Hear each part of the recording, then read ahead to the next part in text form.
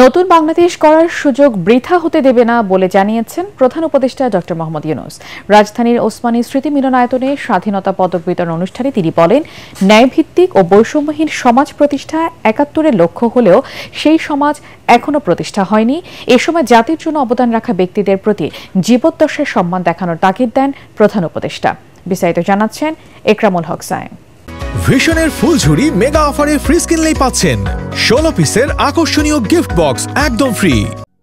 জাতীয় পর্যায়ে গৌরবোজ্জ্বল ও কৃতিত্বপূর্ণ অবদানের স্বীকৃতি হিসাবে রাষ্ট্রের সর্বোচ্চ পুরস্কার স্বাধীনতা পদক দেয়া হয় এবার ৭ জনকে। রাজধানীর ওসমানী স্মৃতি মিলনায়তনে পদক তুলে দেন প্রধান উপদেষ্টা ডক্টর মোহাম্মদ ইউনূস।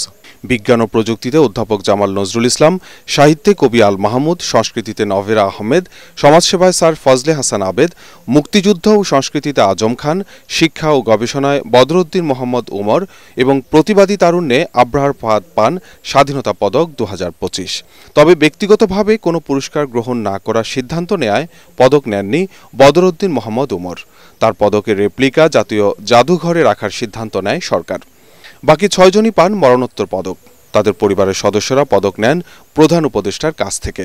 আমার আব্বা বলতেন, পুরস্কার পাওয়া বা না পাওয়ার উপর সাহিত্য নির্ভর করে না, তবে পুরস্কার কিছু সাহিত্যকে চিনতে সাহায্য করে। আজকের এই স্বাধীনতা পদক শুধু আবরার পাহাদের বলে আমি মনে করি না, বরং দিনের পর দিন বাংলাদেশের সাথে কথা বলা প্রত্যেকের। শেষে আমার একটাই চাওয়া, দেশের কথা বলায় এরকম নির্মম মৃত্যু যেন ভবিষ্যতে আর কোনো সন্তানের না হয়। এ সময় মৃত্যুর পরে নয়, জীবদ্দশায় সময়মতো গুণীদের সম্মান দেওয়ার তাগিদ দেন প্রধান উপদেষ্টা। যাকে আমরা সম্মান দেখাচ্ছি তিনি আমাদের সঙ্গে নেই।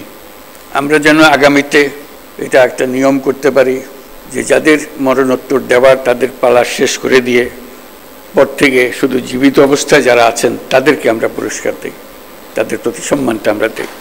তাদের কথা, তাদের জীবদ্দশায় আমরা স্মরণ করতে না পারলে আমরা একটা অকৃতজ্ঞ জাতি হিসেবে চিহ্নিত হয়ে যাব। ডক্টর মোহাম্মদ ইউনূস ১৯৭১ সালের ২৫শে মার্চ বাঙালির উপর নির্মম হত্যাকাণ্ডের কথা তুলে ধরে বলেন, স্বাধীনতার প্রকৃত লক্ষ্য পূরণ হয়নি এখনো। নতুন বাংলাদেশ গড়ার স্বপ্ন বাস্তবায়নের প্রত্যয়ও জানান তিনি। ১৯৭১ সালে স্বাধীনতা যুদ্ধের উদ্দেশ্য ছিল একটি ন্যায়ভিত্তিক সমাজ প্রতিষ্ঠা করা। স্বাধীন বাংলাদেশে এখনো ন্যায়ভিত্তিক সমাজ প্রতিষ্ঠা করা যায়নি।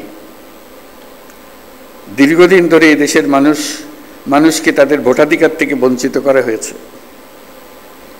দুর্নীতি, লুটপাট ও খুনের রাজত্ব চালিয়ে দেশে একটি ফ্যাসিবাদী সরকার ব্যবস্থা কায়েম করা হয়েছে। আজকের দিনে আমি শ্রদ্ধার সঙ্গে স্মরণ করছি জুলাই গণ অভ্যুত্থানে শহীদ ও আহতদের। তাদের আত্মত্যাগের কারণে আমরা একটা নতুন বাংলাদেশ গড়ার স্বপ্ন দেখার সুযোগ পেয়েছি। এই সুযোগ আমরা কোনো ক্রমেই বৃথা হতে দেব না। অনুষ্ঠানে উপদেষ্টা পরিষদের সদস্য, বিশিষ্ট ব্যক্তি ও সরকারের ঊর্ধ্বতন কর্মকর্তারা উপস্থিত ছিলেন। মানবাধিকার নিশ্চিত হবে। একরামুল হক সায়েম, এটিএন বাংলা, ঢাকা। লুটপাট